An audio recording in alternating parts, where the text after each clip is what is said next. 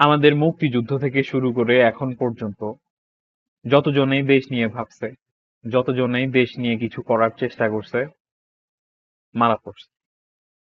তাকে মৃত্যুবরণ করতে হইছে, শহীদ হইতে হইছে।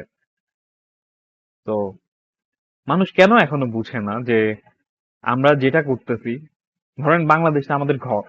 আমরা ঘরের ভিতরে থেকে নিজেদের ফ্যামিলি মেম্বারদেরকে শেষ করে দিতেছি।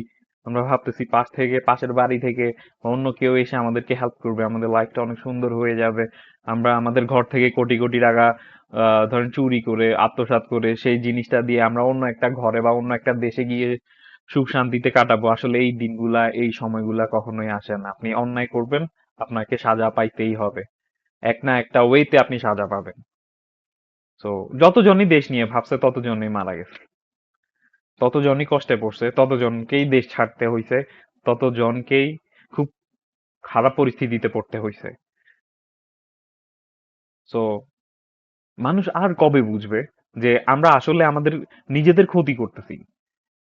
আজকে ধরেন আমার সামনে কয় কোটি টাকা পড়ে আছে, আমি সেগুলা নিলাম অন্যায় ভাবে। সেটাতে আমার হক নাই, কিন্তু আমি অন্যায় করে জুলুম করে আমি টাকাগুলা নিলাম বা আমি একজনের ক্ষতি করলাম। সেই ক্ষতির কি আমি প্রতিদান পাবো না? আল্লাহ কি আমাকে সেই শাস্তিটা দিবে না? অবশ্যই দিবে, এই দুনিয়াতেও দিবে, আখেরাতেও দিবে। আমাদের বুঝতে হবে যে আমরা অন্যায় পথে যতই চেষ্টা করি না কেন আগানোর, যতই কিছু করার চেষ্টা করি না কেন, শক্তি, অর্থ সম্পদ, ক্ষমতা বেশি দিন থাকে না। সেটা যারই হোক না কেন। আমি যদি কারো উপর অন্যায় করি, আমার সেটার বিচার হবে। আরেকজন যদি আমার উপরে অন্যায় করে, তারও বিচার হবে। সো দিন যত যাচ্ছে আমরা আমাদের সম্পদগুলোকে হারাইতেছি। এক একটা মানুষ মারা যাইতেছে, ওরা আমাদের দেশের সম্পদ। যেটা আমরা করতে পারতেছি না, তারা করার জন্য নামছিল। যেটা আমাদের সবার করা উচিত ছিল, আমরা সেই সাহসটা করতেছি না, সেই সাহসটা যোগাইতেছি না। আমরা জাস্ট বসে আছি, একদিন ভালো একটা দিন আসবে। কিন্তু ভালো একটা দিনের জন্য আমাদের সবারই ভালো হইতে হবে।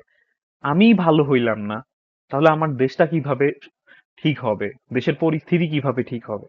আমি মানুষের উপর জোর জুলুম করছি, মানুষের কাছ থেকে আত্মসাৎ করছি অর্থ সম্পত্তি, মানুষের উপর অন্যায়ভাবে নির্যাতন চালাইছি। তাহলে আমার দেশটা ভালো হবে না, আমি ফিউচারে ভালো কিছু পাবো না। সো সবার আগে আমার নিজে ঠিক হইতে হবে। দল বলতে কোনো কিছুই নাই, আগে দেশ।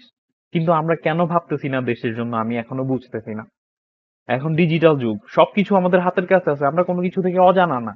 আমরা জানি যারা অন্যায় করছে সবাই শাস্তি পাইছে, কোনো না কোনো ওয়েতে তারা, একটা না একটা ওয়েতে তারা ক্ষতির সম্মুখীন হইছে, শাস্তি পাইছে।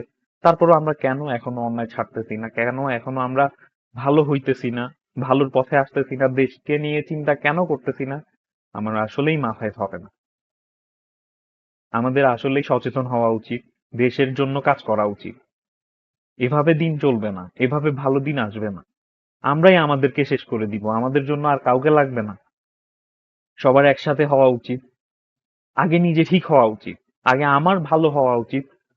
তারপর ভাববো যে অন্য কেউ ভালো হইতেছে কিনা। যতদিন আমি নিজে ভালো হব না, ততদিন দেশ ভালো হবে না, ততদিন দেশের পরিস্থিতি ভালো হবে না।